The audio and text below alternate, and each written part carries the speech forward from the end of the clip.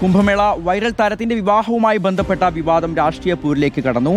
പ്രായപൂർത്തിയാകാത്ത പെൺകുട്ടിയെ വിവാഹം കഴിപ്പിക്കാൻ കൂട്ടുനിന്നു എന്ന് ആരോപിച്ച CPIM സംസ്ഥാന സെക്രട്ടറി MV ഗോവിന്ദൻ, മന്ത്രി V Sivankutty, A Rahim MP എന്നിവർക്കെതിരെ കേസെടുക്കണമെന്നാവശ്യപ്പെട്ട യൂത്ത് കോൺഗ്രസ് ഇന്നലെ കുന്നംകുളം പോലീസിൽ പരാതി നൽകിയിട്ടുണ്ട്. ആഷിൻ ഡിയേഗോ നൽകും വിശദാംശങ്ങൾ. ആഷിൻ, ഇതാണ് റിയൽ കേരള സ്റ്റോറി എന്ന് പറഞ്ഞാണ് CPM നേതാക്കളടക്കം ഇപ്പോഴും കഴിഞ്ഞ ദിവസം ബിനോയ് വിശ്വം അടക്കം പ്രതികരണം നടത്തിയപ്പോഴും പറഞ്ഞത്. ഈ വിഷയം പക്ഷേ CPM-നെ വെട്ടിലാക്കിയിട്ടുണ്ട് എന്ന കാര്യത്തിൽ ഒരു തർക്കവുമില്ല. ഇത് കൂടുതൽ രാഷ്ട്രീയ പോരിലേക്ക് നീങ്ങുന്നു എന്ന് തന്നെയല്ലേ?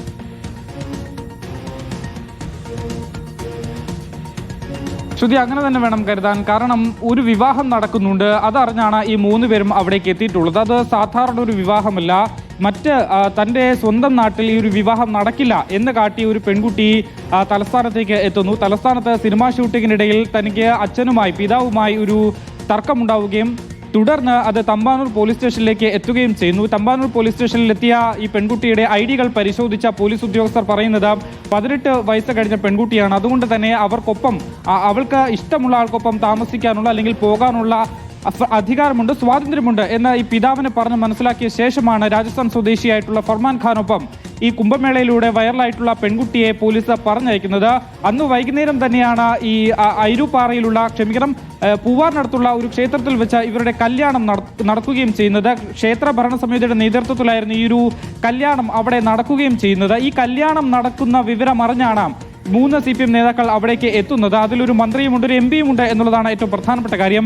MV ഗോവിന്ദൻ, V ശിവൻകുട്ടി, അതുപോലെ തന്നെ A റഹീം, ഈ 3 പേരുമാണ് ഈ കല്യാണം നടക്കുന്ന ക്ഷേത്രത്തിലേക്ക് എത്തുകയും കല്യാണത്തിൽ പങ്കെടുക്കുകയും ചെയ്തിട്ടുള്ളത്. നിലവിലിപ്പോൾ ഇവർക്കെതിരെ കേസെടുക്കണം എന്നുള്ളതാണ് കോൺഗ്രസ് ഉന്നയിക്കുന്ന ആരോപണം. അതിനെ പ്രത്യേകിച്ച് ഇവർ ഉന്നയിക്കുന്നത് ഇത് ശൈശവ വിവാഹമാണ്, അത് പ്രോത്സാഹിപ്പിക്കുന്നതിനായി 3 പേരും അവിടെ എത്തി.